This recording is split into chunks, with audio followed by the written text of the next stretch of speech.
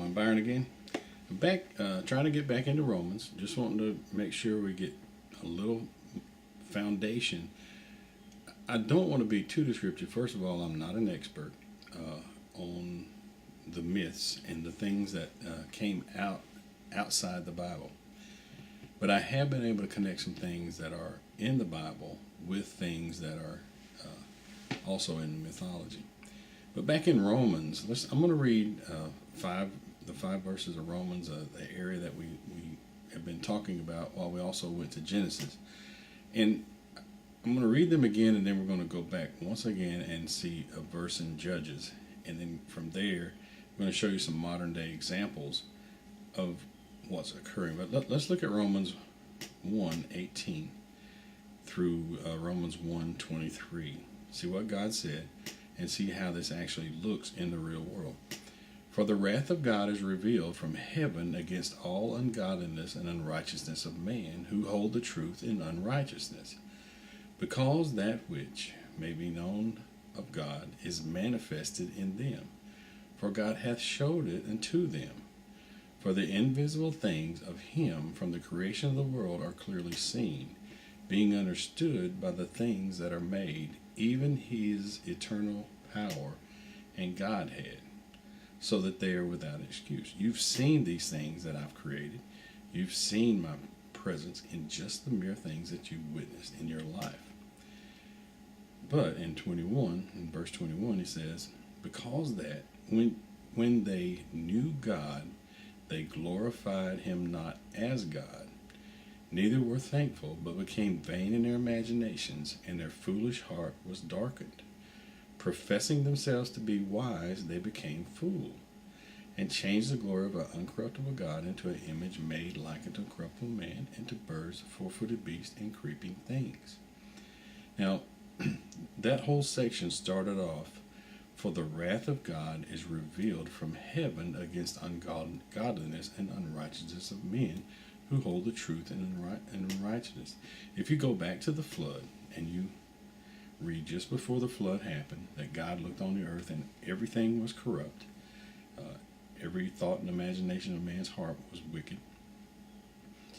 The flood actually was the wrath of God on unrighteousness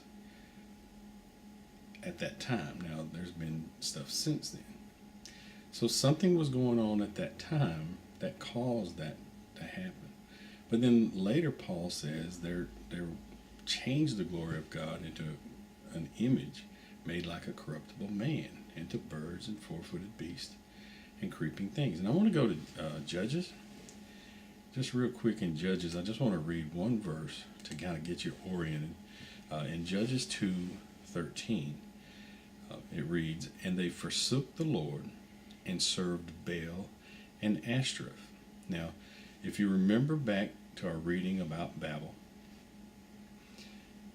they were doing something in battle with Nimrod, and God confounded their languages. Now, Nimrod was a mighty man upon the earth. They had that mighty men on the earth, or men of great renown, prior to the flood as well.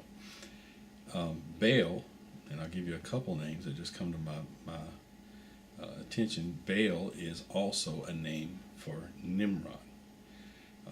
Also, Marduk is another name. Ashtoreth, Nimrod's wife, or Baal's wife. Baal being a sun god, Ashtoreth being a moon goddess. Ishtar, also the wife. Semiramis was actually Nimrod's wife. And I'd invite you to go and look at these things about things that people have said about Mystery Babylon. You can find them on YouTube and things like that. Isis, the Egyptian equivalent of Semiramis, which was Nimrod's wife. So these two images, or these two people, exist here. The Israelites had to deal with them, and they forsook God, and they worshiped them and all that stuff.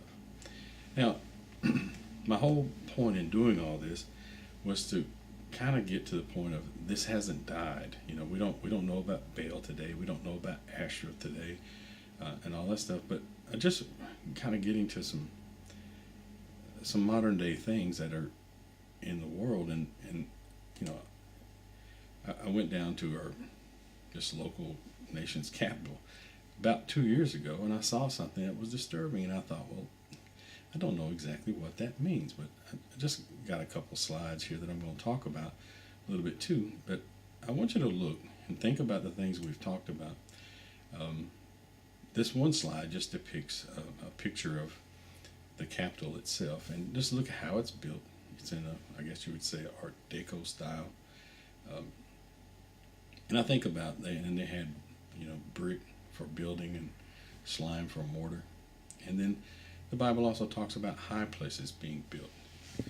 And this is a very high place. Here's another picture that just shows the complete top of it. And then you'll see that there's actually a statue of Nimrod. See the man with the sword right there. And see how he's taller than the rest of the men that's supporting him? There's also another picture of Semiramis. And these two can be known by many other names,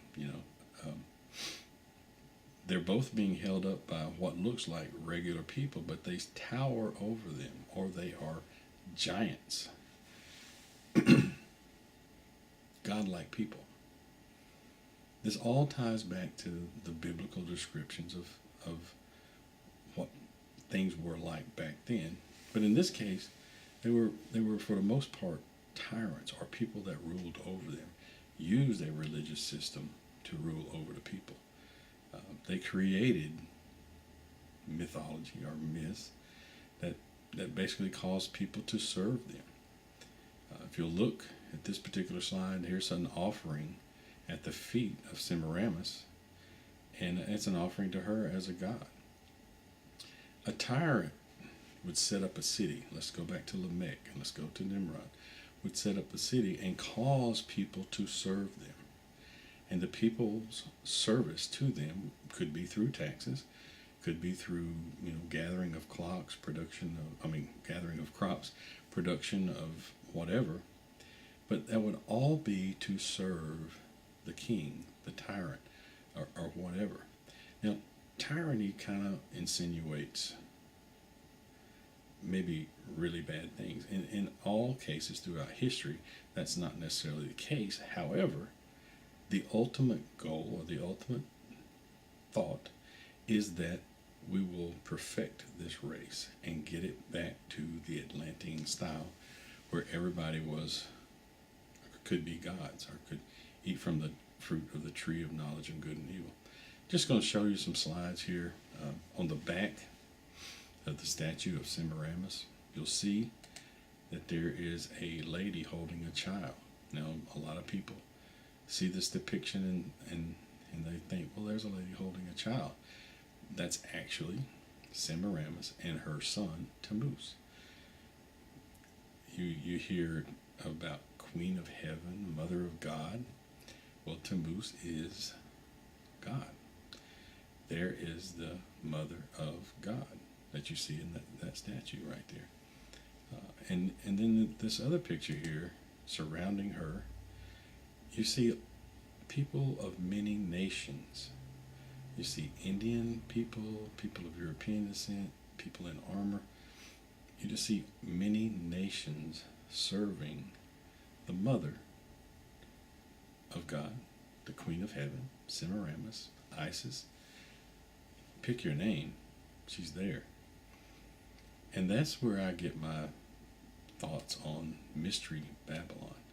Now, these photographs were taken recently at a state capitol, and I'm here to tell you that this mystery of Mystery Babylon is not quite such a mystery. It's alive and well here today. Not saying it's the United States, not saying it's any specific geographic location, but I am saying that there is a lineage of people. And you can trace the words Atlantis, you can trace the word Aryan, you can trace several things all the way back,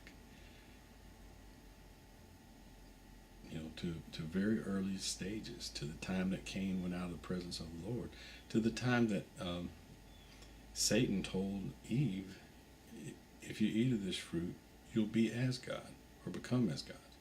So here are people, literally, in the image of gods, bigger than life, held up by the common man, being served, like I showed you, the fruit of man. And that is I guess you would say, the mystery, or what I would consider as close to mystery as I can say, mystery Babylon as I can say. Ironically, we're in Babylon. We didn't know it, but we are in Babylon. Paul says in the New Testament, by a renewing of your mind, or to renew your mind. How do we renew our mind? Through the Word of God. God writes on our hearts, gives us a new spirit, writes His law on our heart. But this Babylon that we have thought was so far from us, it's here. And there's more to this. I'll get back with you in another video.